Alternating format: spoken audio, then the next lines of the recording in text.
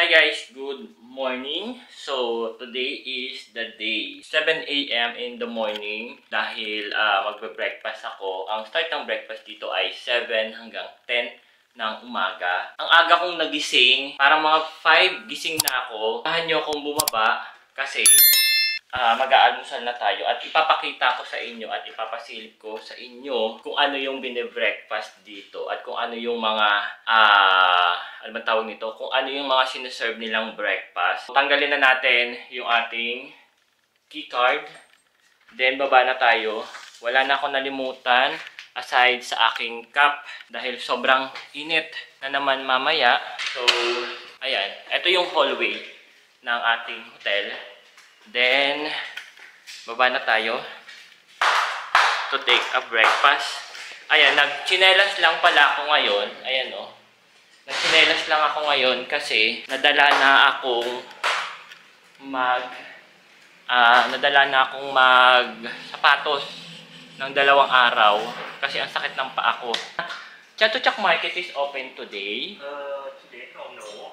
Actually, they're open on Saturday and Sunday. Saturday and Sunday only? That's why we call the weekend market. Okay. Yeah, today, I think just 10% open.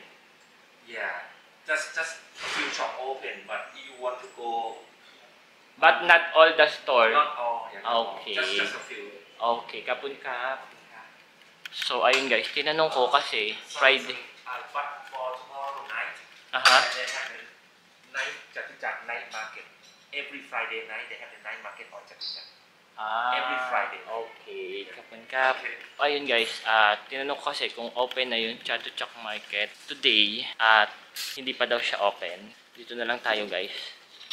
Pupwesto. So, may mga fruits dito and then the bread and then the coffee. Tapos side na to, meron ka dyan, pwede kang mamili ng egg mo. Ayan, from A, B, or C, pwede kang mamili dyan at kung ano yung kasama. So, mamaya, ipapakita ko din sa inyo. Tapos, meron din silang yogurt.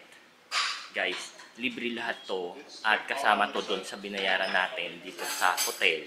Kaya, ang ginagawa ko, nagbe-breakfast na ako dito ng full breakfast. And then, para lunch na lang or merienda yung kakainin ko doon sa labas.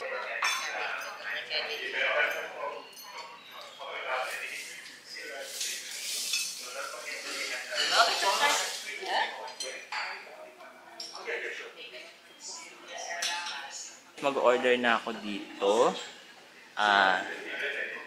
Set B.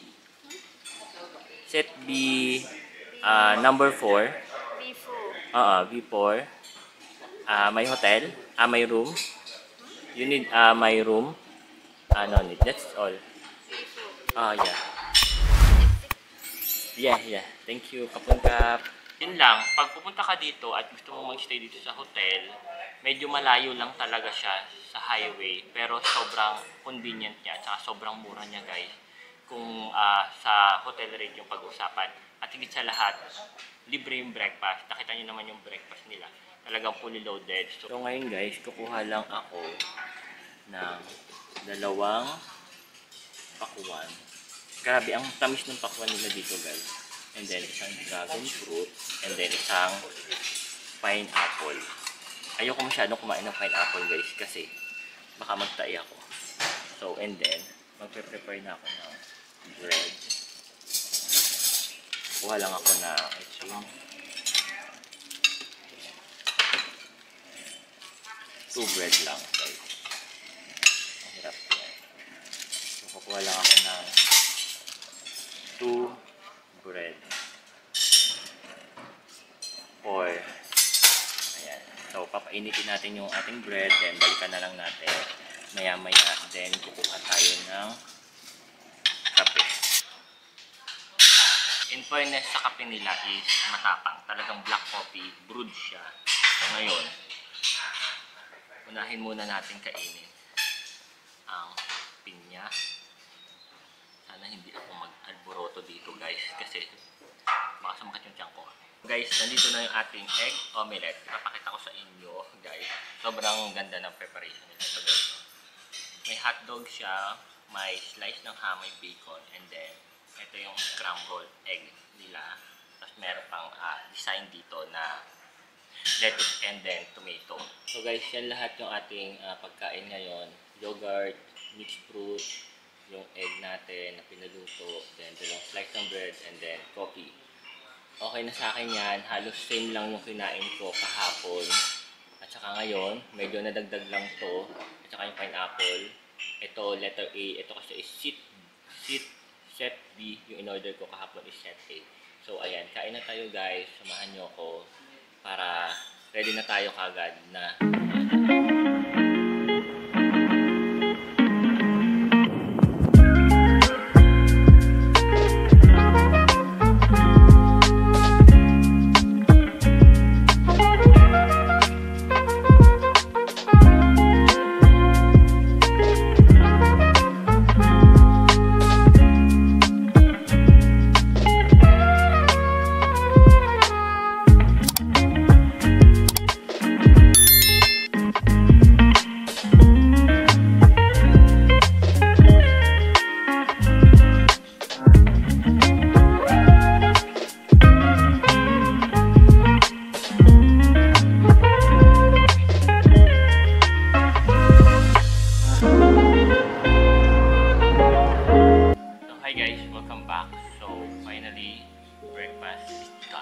at busog na ako.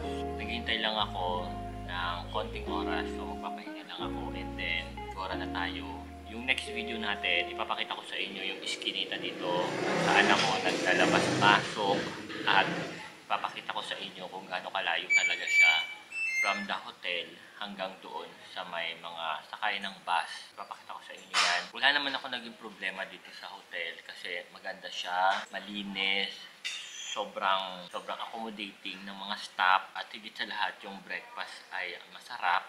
Okay na okay yung breakfast, as in panalo siya. Tapos almost 5,100 pesos yung aking binayaran sa booking platform. Good for 7 days and 6 nights na yon. So okay na yun guys para sa akin, kasi pag nandun ka sa mga center or dun ka mag-i-stay sa pinaka malalapit talaga sa mga like Chatuchak Market, basta sa lahat ng mga famous puntahan dito, is medyo same difference.